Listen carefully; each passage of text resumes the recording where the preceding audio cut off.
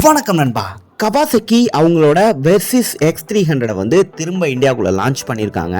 இதோட பிரைஸ் எவ்வளோ கோட் பண்ணியிருக்காங்க அப்படின்னு பார்த்தீங்கன்னா 3.8 லேக்கு வந்து கொண்டு வந்திருக்காங்க. இதை கொஞ்சம் வருஷத்துக்கு முன்னாடி டிஸ்கன்டினியூ பண்ணிட்டாங்க. இப்போ திரும்பவும் கொண்டு வந்திருக்காங்க அப்படிங்கிறத சொல்லணும். முன்ன இருந்ததை விட இப்போ புதுசாக ஒரு கலரையும் வந்து சேர்த்து விட்டுருக்காங்க அப்படிங்கிறத சொல்லணும்.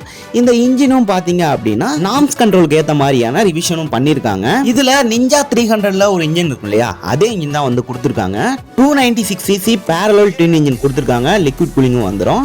இது அதிகபட்சமா 40 ஹார்ஸ் பவரையும் 25.7 நியூட்டன் மீட்டர் டார்க்கையும் வந்து ப்ரொடியூஸ் பண்ணும். இதுல 6 ஸ்பீட் கியர் பாக்ஸ் கொடுத்துருக்காங்க. ஸ்லிப்பர் அண்ட் அசிஸ்ட் கிளட்சும் வந்துரும் அப்படிங்கறத சொல்லணும். இந்த இன்ஜின் மவுண்டிங் வந்து பாத்தீங்க அப்படின்னா பேக் போன் ஃப்ரேமோட மவுண்ட் ஆயிருக்கு அப்படிங்கறத சொல்லணும். இந்த ஃபியூல் டேங்கோட சைஸ் பாத்தீங்கன்னா 17 லிட்டருக்கான ஃபியூல் டேங்க் கொடுத்துருக்காங்க. ஃப்ரண்ட்ல RSU டெலஸ்கோபிக் சஸ்பென்ஷன் கொடுத்துருக்காங்க. இது 130 mm வரைக்கும் டிராவல் ஆகும். ரியர்ல வந்து மோனோஷாக் அப்சர்வர் வந்து கொடுத்துருக்காங்க. இது 148 mm வந்து டிராவல் ஆகும் அப்படிங்கறத சொல்லணும்.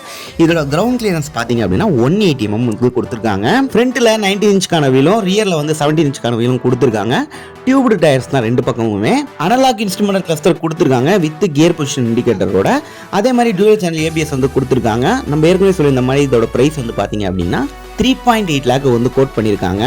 இது KTM அட்வென்ச்சர் 390 கம்பேர் பண்ணும்போது 12,000 வந்து அதிகமா இருக்கு அப்படிங்கறத சொல்லணும். ராயல் என்ஃபீல்ட்ல ஹிமாலயன் 450 எடுத்துக்கிட்டீங்க அப்படின்னா ஒரு 3 லேக்குள்ளே அந்த வண்டி உங்களால பை பண்ணிக்க முடியும். ஆனா இதோட பிரைஸ் வந்து பாத்தீங்க அப்படின்னா 3.8 லேக்கு வந்து கோட் பண்ணியிருக்காங்க.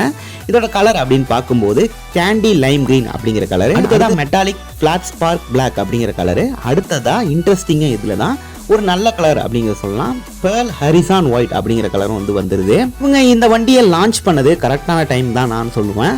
இதுக்கு முன்னாடி இவங்க KLX 230 வந்து லான்ச் பண்ணியிருந்தாங்க. அது ஒரு ரேலி பைக் அப்படிங்கிறது சொல்லணும். இது வந்து அட்வென்ச்சர் செக்மெண்ட்ல வரக்கூடிய ஒரு பைக் அப்படின்னு சொல்லலாம்.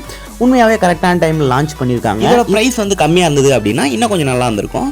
மற்றபடி இந்த வீடியோவில் தான். இந்த வீடியோ மறக்காம லைக் பண்ணுங்க. இது மாதிரி எடுத்து பார்க்கலாம். See you later.